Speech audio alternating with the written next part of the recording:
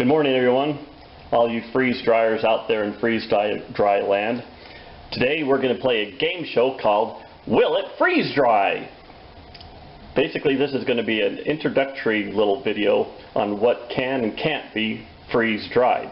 Our first contestant is cheese.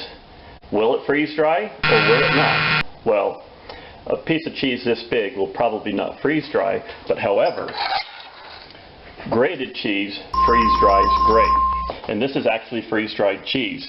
This is probably one of the best things that I've seen that will freeze dry and has an extremely long shelf life. Okay, next. Will it freeze dry? The answer is absolutely not. Any foods that are high in oils do not freeze dry very well, if at all. That includes mayonnaise and foods that have a lot of mayonnaise in them. I've tried freeze drying potato salad in the past, and after it comes out of the freeze dryer, it still kind of has that greasy kind of texture to it. I went ahead and packaged it, and I'm going to give it a couple years and see if it goes rancid or not. Okay, next contestant. Honey. Will honey freeze dry? The answer is not well. Any foods that are high in sugars do not freeze dry very well, if they freeze dry at all. And that also includes things such as barbecue sauce, which are also high in sugars. Now, one idea I thought, but I haven't tried it yet, going back to our friend the mayonnaise, is what if you make potato salad and don't put the mayonnaise in it, and then you freeze dry it, and then later on, when you reconstitute it, you add the mayonnaise after the fact. I haven't tried it, but it seems like a good idea to me. Okay, next idea, or next candidate, will it freeze dry? Water. Water freeze dries great and takes very little packaging. Of course, freeze drying water would be absolutely ridiculous because you just have to add water to reconstitute it.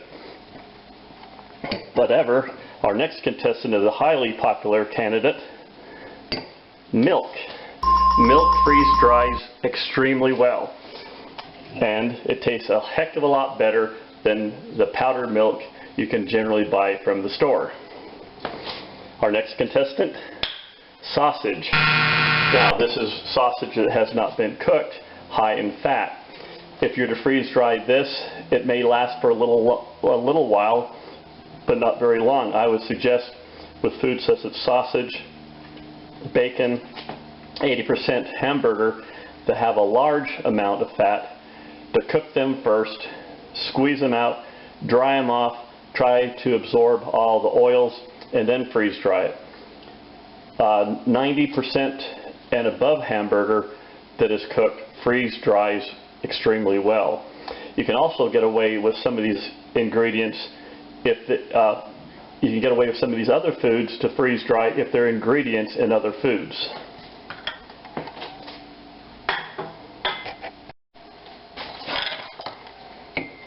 The egg, one of the most versatile foods that we have. The egg in its shell, of course, will not freeze dry, but once it is scrambled, it will freeze dry great. I freeze dry dozens and dozens of eggs, both raw and cooked, and they come back absolutely perfect. Potatoes are a great candidate for freeze drying, but not in this form. If you want to mash them or slice them, they freeze dry great. I even freeze dry French fries. However, anything that usually sticks above the top of a tray will not freeze dry well. You need to keep things about a ½ inch or smaller. One of the most popular berries to freeze are blueberries. However, the problem with blueberries, they have quite a hard shell.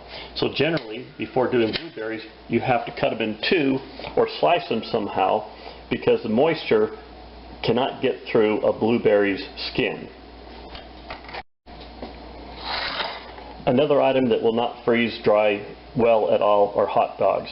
Hot dogs have the same problem as blueberries, is that the skin around the hot dog will not allow the moisture to sublimate out of the hot dog.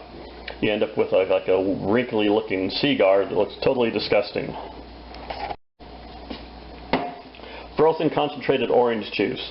When I bought my freeze dryer about 3 years ago, the first thing I tried was frozen orange juice that was sliced up into 1-inch thicknesses. Halfway through the freeze dryer process, I had to stop, and it took me an hour to clean out my freeze dryer because the orange juice foamed up and crystallized and expanded and filled my entire freeze dryer. Orange juice is in the family of things that are hard to freeze dry because of its high concentration of sugar. One of the most popular things to freeze dry, as every freeze dryer knows, are Skittles. Skittles are great to freeze dry. They do funny things, along with saltwater taffy and circus peanuts.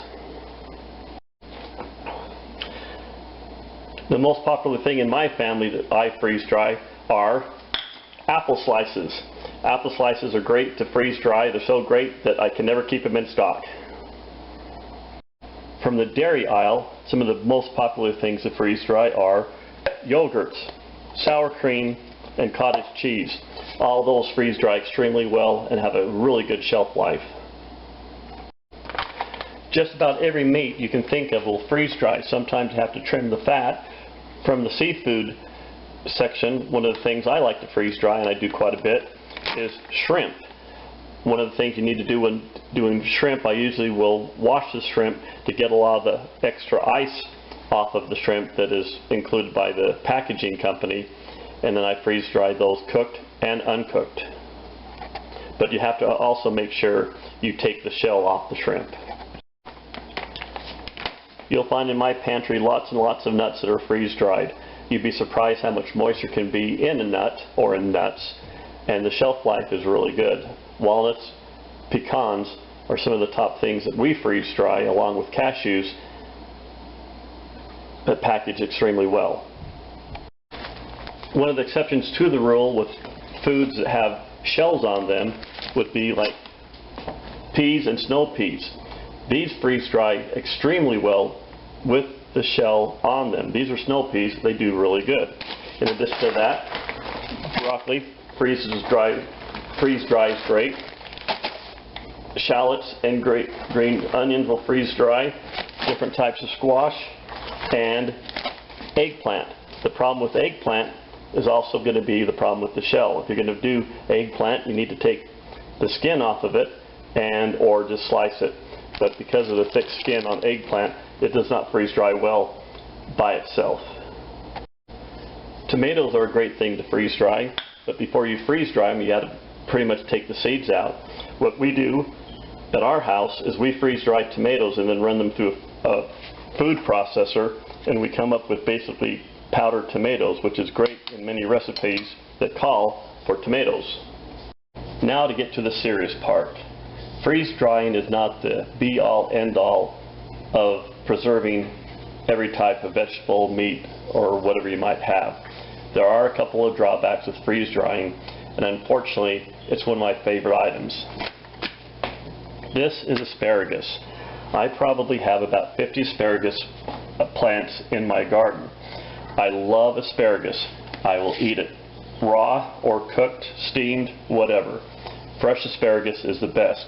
And there's nothing like the crunch of fresh asparagus. Now, if you really want to know what a food is going to be like after it's freeze-dried and reconstituted, I would suggest you take your food, you freeze it, thaw it out, and eat it.